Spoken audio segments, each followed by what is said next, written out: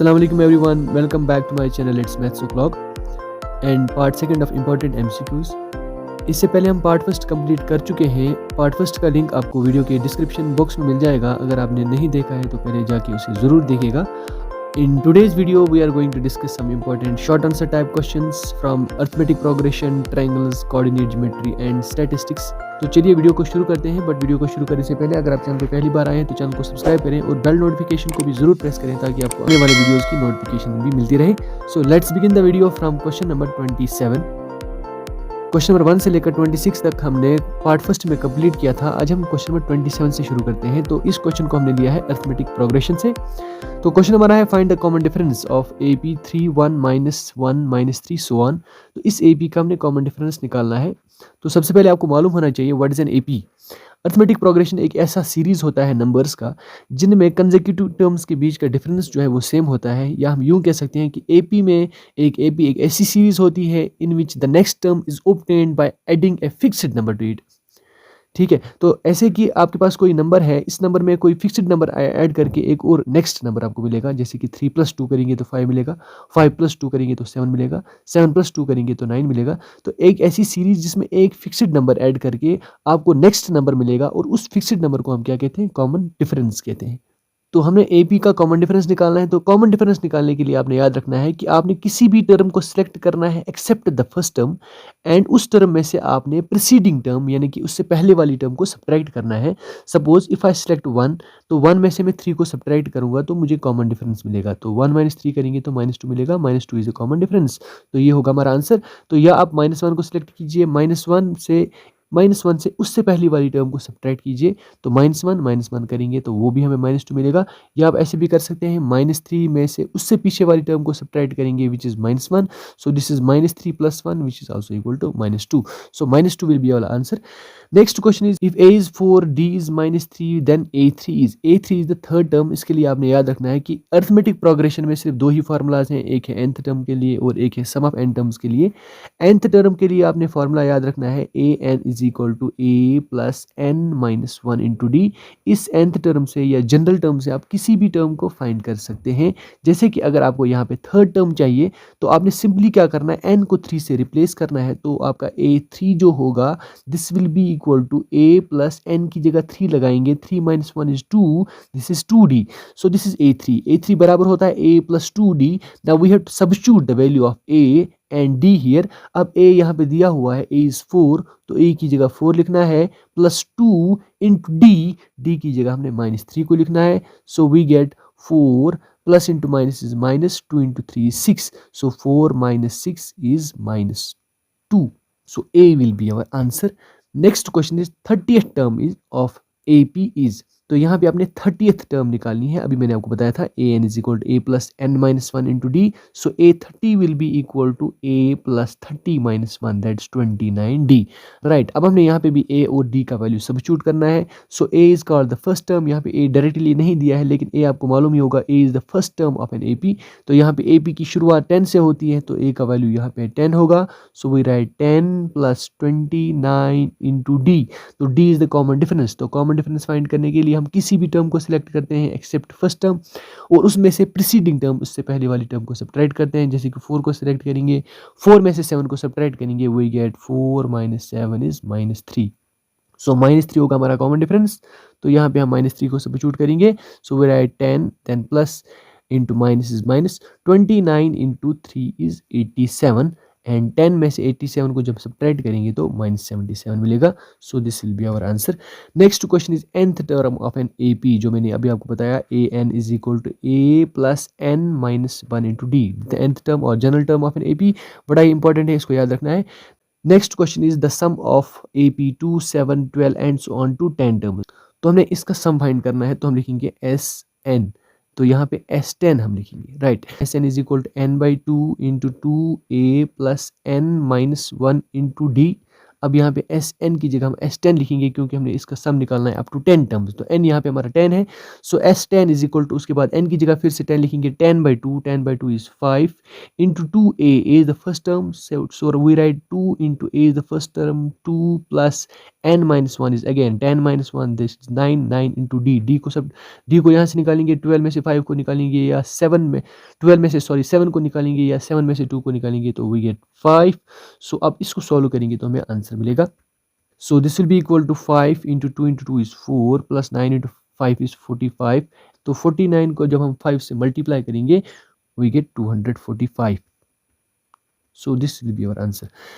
So next question is the sum of all natural numbers from 1 to 50। So 1 से लेकर 50 तक जितने भी नेचुरल नंबर्स हैं उन नेचुरल नंबर्स का हमने क्या करना है, सम करना है 1 to 50, राइट। तो यही वाला फॉर्मूला हम अप्लाई करेंगे जो मैंने अभी आपको बताया एस एन के लिए, सम ऑफ एन टर्म्स के लिए। लेकिन यहाँ पे कौन सा फॉर्मूला अप्लाई करेंगे, देखिए sum of all natural numbers from 1 to 50। तो इस सीरीज का हमने क्या निकालना है, सम। इसका फर्स्ट टर्म हमारे पास दिया है that's A and last term भी दिया है दैट्स 50। तो जिस सीरीज में आपके पास लास्ट टर्म दी होगी उसका सम आप सिंपली कैसे निकालेंगे, n/2 into a plus l, right. So n is the number of terms, number of terms इसमें कितनी है, 50 है, क्योंकि यहाँ पे लिखा है sum of all natural numbers from 1 to 50।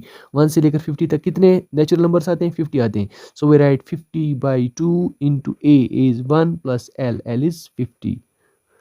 So 50/2 is 25, so 25 into 50 plus 1 is 51। तो 25 और 51 को मल्टीप्लाई कीजिए, सो 25 into 51 को जब हम मल्टीप्लाई करेंगे we get 1275। So this will be our answer, sum of all natural numbers from 1 to 50 is 1275। Next question is if A B C are in A P then B is equal to, बड़ा important question है, अक्सर exam में पूछा जाता है, if A B C are in A P then B is equal to.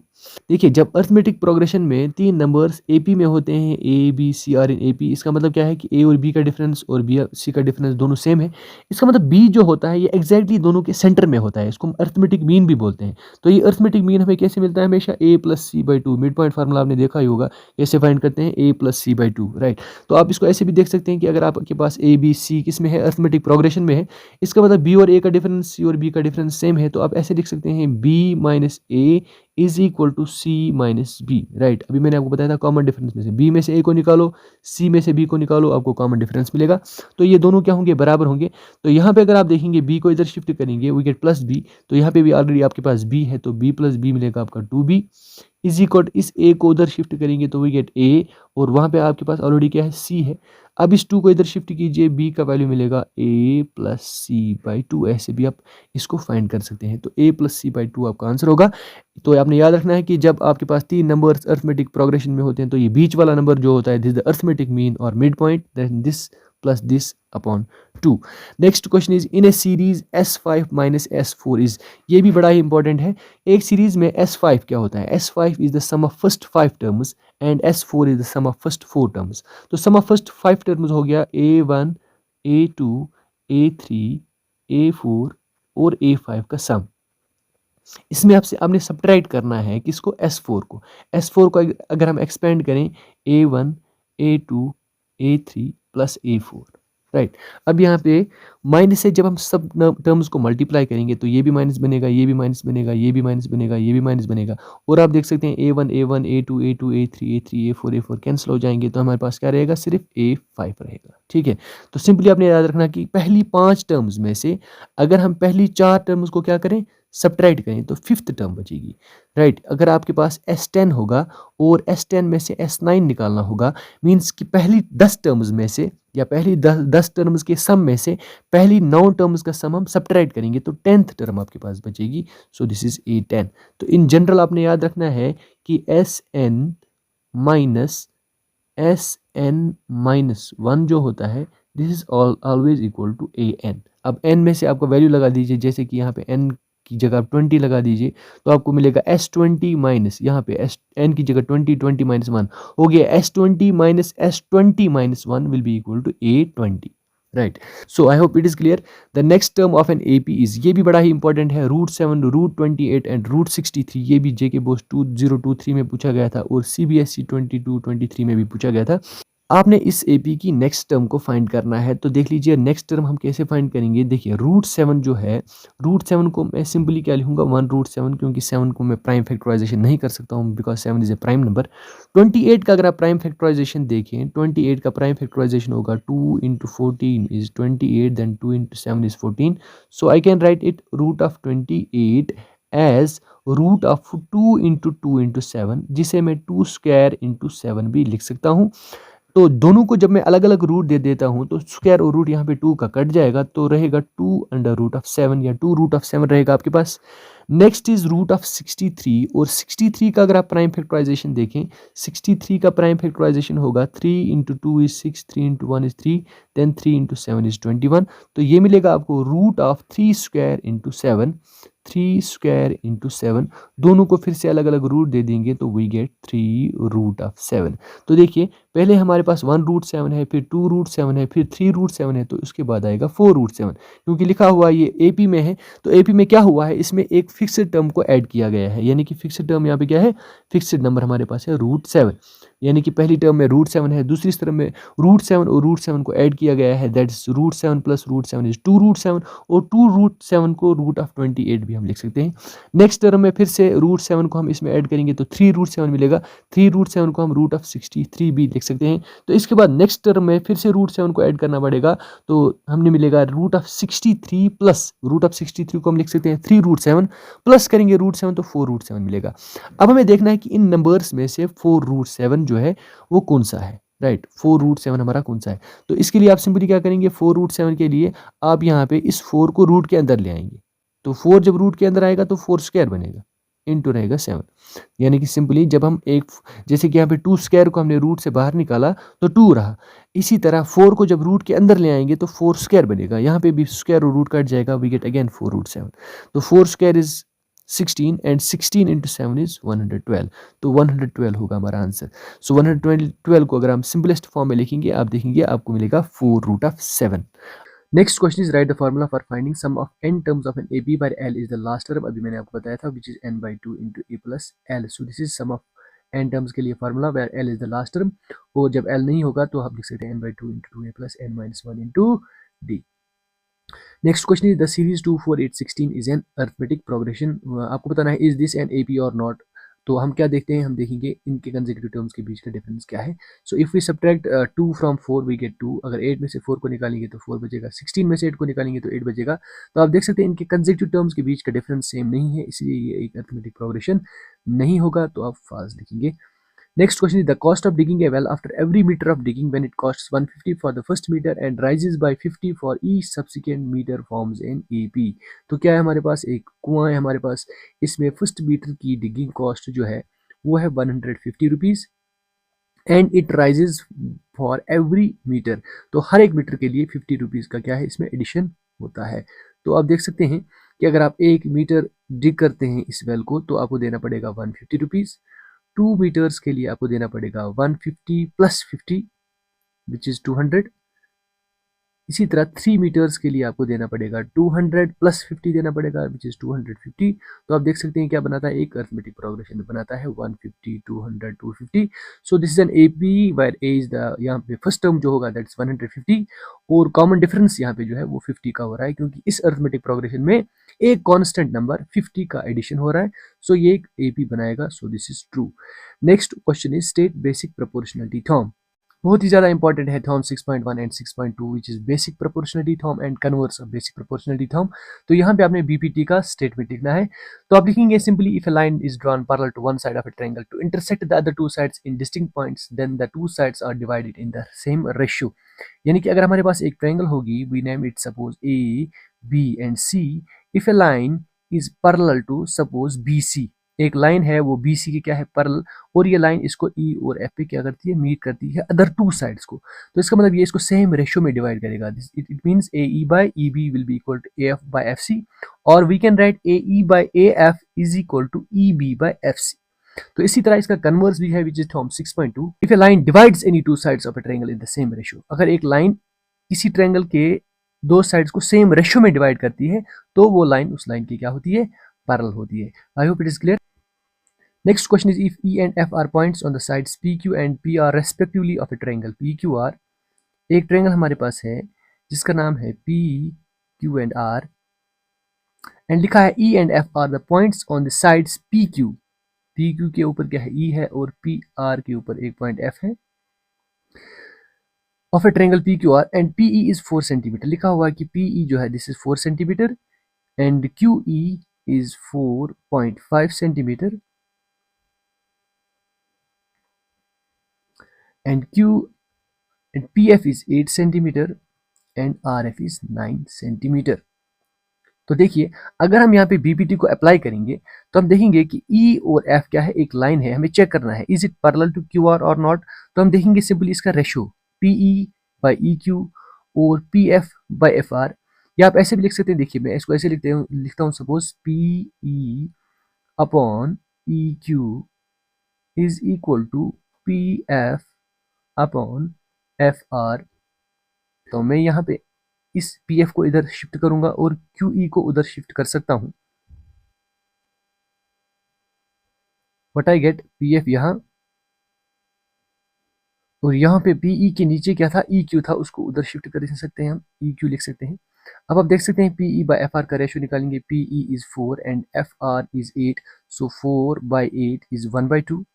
तो इसका ratio आपके पास 1/2 आ गया। उसके बाद EQ बाय FR का अगर आप चेक करेंगे 4.5/9 which is also equal to 1/2। इसका मतलब यहाँ पे दोनों का रेशियो जो है वो सेम है, इसका मतलब EF जो है वो QR के पैरेलल होगा क्योंकि रेशियो दोनों का क्या है, सेम है। Next question is which of the following is not a criteria for similarity of triangles. पढ़ा होगा आपने सिमिलरिटी ऑफ ट्रायंगल्स क्या होता है, SSS सिमिलरिटी होता है, SAS सिमिलरिटी होता है, AAA सिमिलरिटी होता है, लेकिन आपको बताया यहाँ पे बताना है which of the following is not a criteria for similarity of triangles. तो यहाँ पे हमारा आंसर जो होगा वो होगा ASA because ASA is not any similarity criteria. इनके अलावा एक और भी है that's RHS which is right angle hypotenuse side similarity criteria. All dash triangles are similar और सर्कल्स आर सिमिलर। देखिए ये एक्सरसाइज 6.1 जो है उसका क्वेश्चन नंबर फर्स्ट, इसमें कुछ फिल इन द ब्लैंक्स हैं, ये बड़े ही इंपॉर्टेंट है, इनमें से एक तो कभी एग्जाम में आ ही जाता है। लिखा हुआ है all dash triangles are similar, कौन सी ट्रायंगल्स सिमिलर होती हैं, तो आपने याद रखना कि इक्विलेटरल ट्रायंगल्स जितनी भी होती हैं वो आपस में क्या होती हैं, सिमिलर होती हैं। सिमिलर मीन्स एक जैसी होती हैं। दोनों में फ़र्क क्या होता है, सिमिलर मीन्स जो एक जैसी होती हैं इनमें साइज मैटर नहीं करता है, कॉन्ग्रेट मीन्स जो साइज में भी एक जैसी हो और दिखने में भी एक जैसी हो। तो सारी सिमिलर फिगर्स कॉन्ग्रेंट होती हैं but the converse is not true. All circles are similar, तो यहाँ पे भी सिमिलर ही आएगा कि सारे सर्कल्स क्या होते हैं, एक जैसे होते हैं, सिमिलर होते हैं, कॉन्ग्रेंट नहीं होते हैं। कॉन्ग्रेंट उन सर्कल्स को कहा जाता है जिनका रेडियस भी बराबर होगा। So next is state SSS criteria for similarity of triangles. तो स्टेटमेंट लिखना है आपने SSS क्राइटेरिया का। नेक्स्ट क्वेश्चन को लिया है हमने कोऑर्डिनेट ज्योमेट्री से। क्वेश्चन है point -32 lies in which quadrant, A1 2 3 4। इसके लिए आपने याद रखना है कि क्वाड्रेंट्स क्या होते हैं। इसके लिए मैं आपको बताऊंगा जिस प्लेन पे हम इनको ड्रा करते हैं उसको कार्टेशियन प्लेन बोला जाता है। यहाँ पे एक एक्स एक्सिस होती है और एक वाई एक्सिस होती है, पढ़ा ही होगा आपने।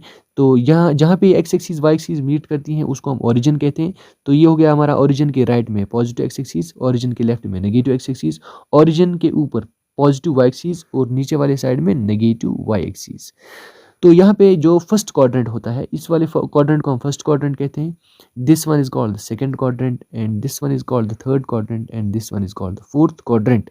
तो इसमें आपने याद रखना है कि जो फर्स्ट क्वाड्रेंट है वो क्या है कि पॉजिटिव एक्स एक्सिस और पॉजिटिव वाई एक्सिस से बना हुआ है। तो इसमें जितने भी पॉइंट्स होंगे वो क्या होंगे, पॉजिटिव पॉजिटिव, यानी कि उसमें एक्स भी पॉजिटिव होगा, वाई भी पॉजिटिव होगा।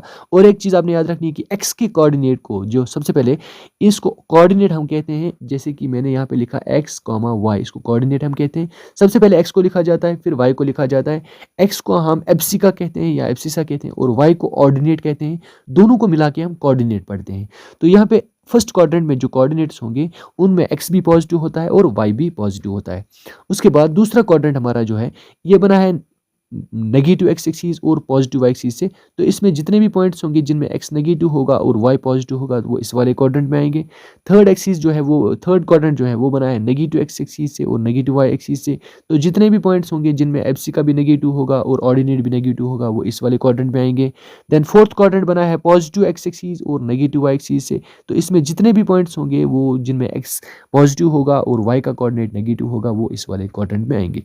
राइट, अब आपने यहाँ पे देखना है कि कि -3, 2 किस वाले क्वाड्रेंट में आएगा। इसमें x क्या है, माइनस है, और y क्या है, प्लस है। x का कोऑर्डिनेट नेगेटिव, y का कोऑर्डिनेट प्लस, तो इसका मतलब ये किस क्वाड्रेंट में आएगा, इस वाले क्वाड्रेंट में आएगा। And this is the second quadrant, so this will be our answer, part B, second quadrant.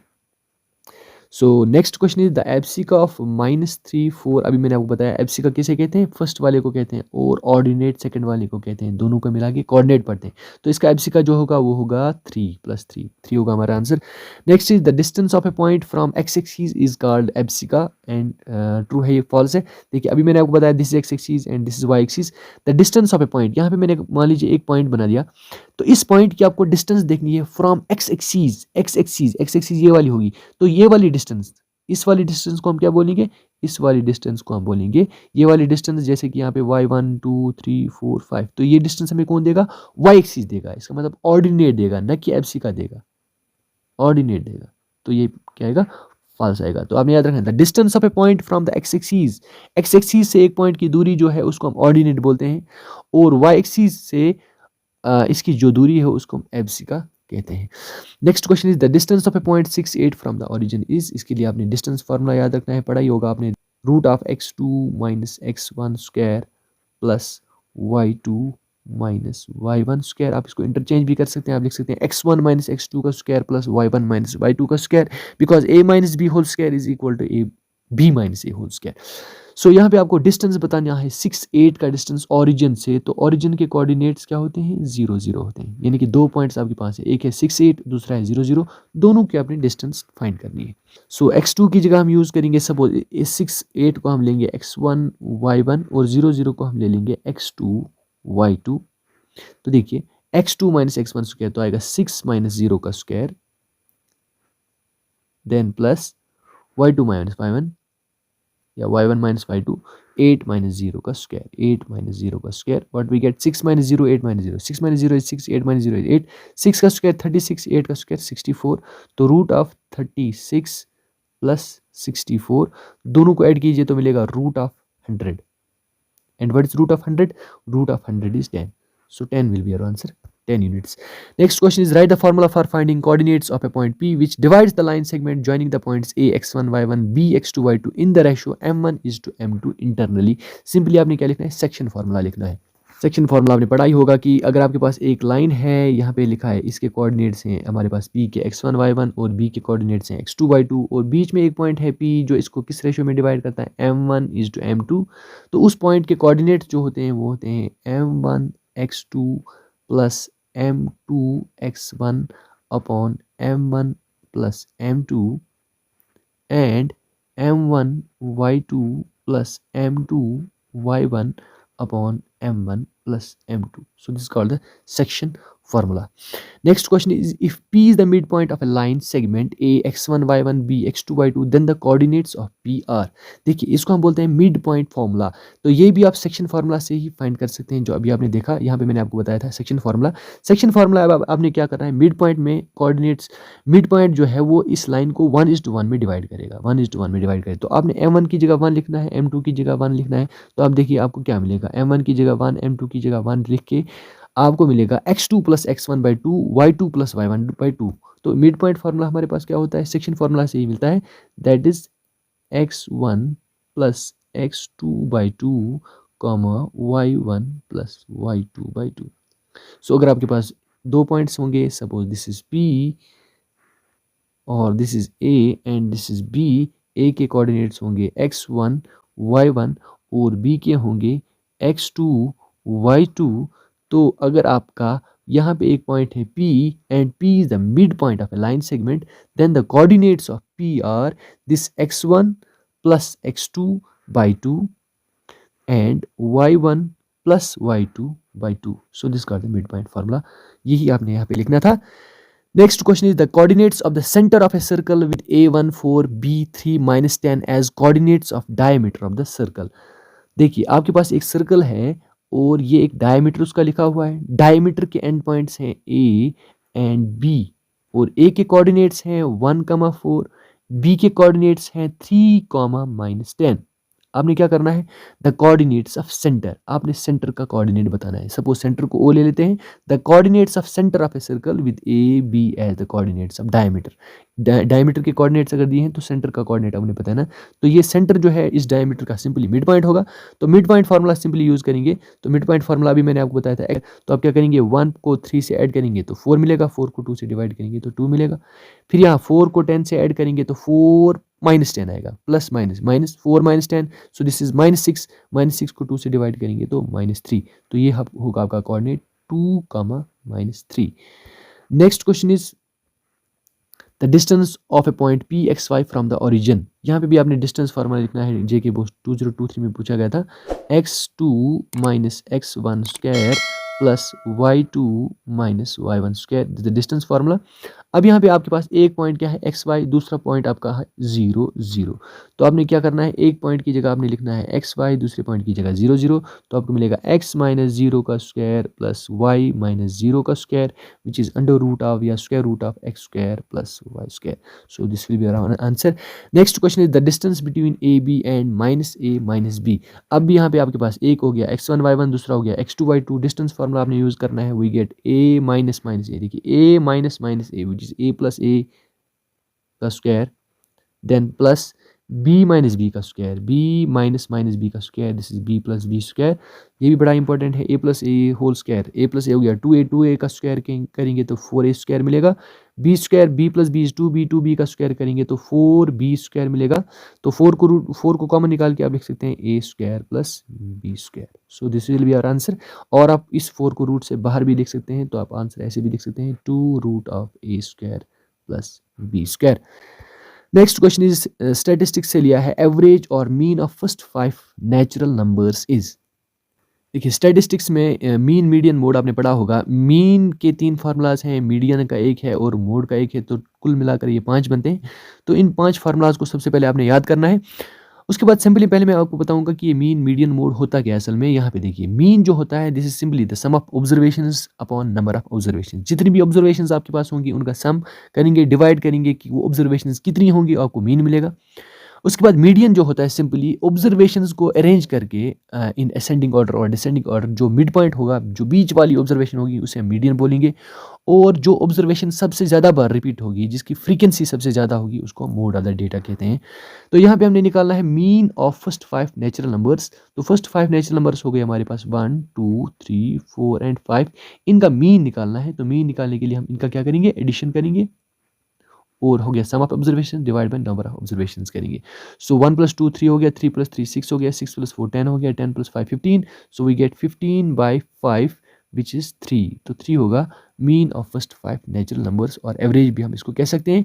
Next question is the mode and median of the given data is. तो इसका हमने क्या निकालना है, मीडियन निकालना है। तो मीडियन निकालने के लिए हमने इसको अरेंज करना पड़ेगा इन असेंडिंग ऑर्डर। तो सबसे पहले छोटे वाले नंबर को लिख लेते हैं, चलिए ये 2 है, फिर एक और 2 है हमारे पास, फिर एक और 2 हमारे पास है। तो इन 2s को पहले लिख लेते हैं यहाँ पे 2, 2, 2। देन उसके बाद 2 से बड़ा हमारे पास 3 है, एक बार 3 एक बार है, फिर से लिखेंगे 3 3। फिर इससे बड़ा हमारे पास 4 है, तो 4 एक बार है, तो 4 को लिख लेते हैं। 4 के बाद हमारे पास देखिए 5 है एक बार, तो 5 को लिख लेते हैं। देन वी हैव 5 से बड़ा 7 है, तो 7 को लिख लेते हैं। देन 7 के बाद हमारे पास 8 है, 2 बार 8 8, 2 बार लिख लेते हैं 8 8। Then we have 9। तो ये डेटा हमारा अरेंज हो गया इन असेंडिंग ऑर्डर। उसके बाद देखिए सबसे पहले मोड लिखना है। मोड मीन्स क्या है, इसकी फ्रीक्वेंसी सबसे ज़्यादा होगी, यानी कि जो ऑब्जर्वेशन सबसे ज़्यादा बार रिपीट होगा, दैट्स 2। तो 2 देखिए 3 बार है, 3 यहाँ पे 2 ही बार है, तो सबसे ज़्यादा बार यहाँ पे 2 है, तो 2 हमारा मोड होगा। तो हमारा आंसर या बी होगा या सी होगा या डी होगा। अब नेक्स्ट हमारा मीडियन है। तो मीडियन कैसे फाइंड करेंगे, हमने इसको अरेंज किया हुआ है इन असेंडिंग ऑर्डर। अब अरेंज करने के बाद हम इसका मिड पॉइंट देखते हैं। देखिए 1 2 3 4 5, 5 नंबर्स को एक तरफ करते हैं, 1 2 3 4 5, 5 नंबर्स को एक तरफ करते हैं। तो ये बीच वाला नंबर हमारे पास जो होगा, this will be the median. तो ये होगा हमारा answer, mode is 2 and median is 4।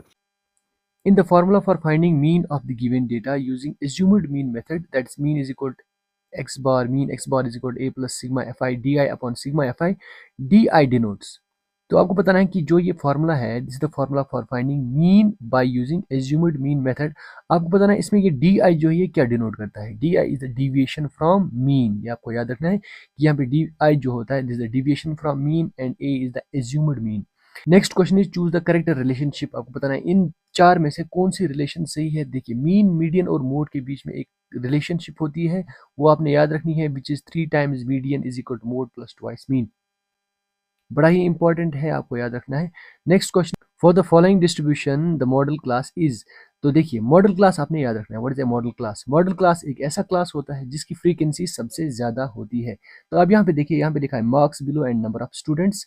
जैसे कि यहाँ पे लिखा है मार्क्स बिलो 10, तो यहाँ पे अगर आप देखें 10 20 30, तो 10 का गैप है। तो पहले क्लास इंटरवल के लिए आप क्या करेंगे, ये जो 10 है बिलो 10, इसको आप लिख सकते हैं 0 to 10 इस तरह। उसके बाद है बिलो 20, इसको आप लिख सकते हैं 10 to 20, क्योंकि 10 से बिलो ऑलरेडी इस वाले क्लास इंटरवल में आ चुका है। तो इसी तरह ये लास्ट वाला आपके पास जो होगा, इसमें आप देख सकते हैं सबसे ज़्यादा फ्रीक्वेंसी ये है, दिस नंबर ऑफ स्टूडेंट्स इसमें सबसे ज़्यादा है 80। तो इस वाले क्लास इंटरवल में आप लिखेंगे दिस इज 50 to 60। तो ये वाला क्लास इंटरवल आपका जो है this is below 60 and means 50 to 60। तो 50 to 60 आपका आंसर होगा। आई होप यहाँ पे आपको समझ में आया होगा। यहाँ पे 50 to 60 ऑप्शन नहीं है, बट 50 to 60 इसका आंसर होगा। Next question is the class mark of A class interval. आपने देखा होगा क्लास मार्क आप कैसे फाइंड करते हैं। जैसे कि आपके पास कोई क्लास इंटरवल दिया होगा 0 to 10, 10 to 20, उसके बाद आपको याद होगा आप एक कॉलम निकालते हैं xi का, उसको हम क्लास मार्क कहते हैं। तो क्लास मार्क कैसे फाइंड करते हैं हम, lower limit plus upper limit divided by 2। ठीक है, तो lower limit plus upper limit divided by 2 इसका आंसर होगा।